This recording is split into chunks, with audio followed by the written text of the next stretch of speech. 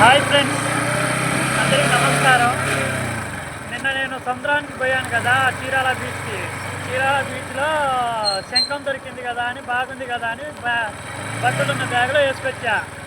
అది గబ్బు తెగుతుందన్న సంగతి నాకు తెలుసు కదా, దాంట్లో వాటర్ ఉందేమో మిస్టేక్లో బ్యాగ్లో పెట్టేసా. అది మొత్తం ఏమైందంటే బట్టలు మొత్తాన్ని స్ప్రెడ్ అయింది. ఇవాళ సడన్గా మా అమ్మ బట్టలు ఉతుకుదామని జిప్పు తీస్తే, సముద్రానికి పోయినావా, ఏమైనా శవాలు తెగికొచ్చినావరా అని కుట్రాలు బట్టి తెగుతున్నారు ఇంట్లో.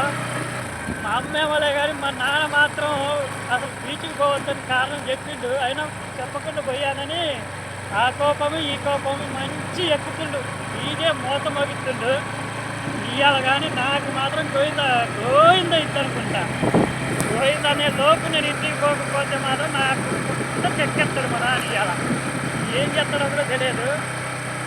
నేను చేసిన మిస్టేక్ మాత్రం మీరు మాత్రం చేయకండి ఫ్రెండ్స్, ఎందుకంటే అంత అన్ని మాటలు మా నాన్న నోటికి ఎప్పుడు వినలేదు. సంథింగ్ వినలేదు, ఇప్పుడు దాకా వినలేదు.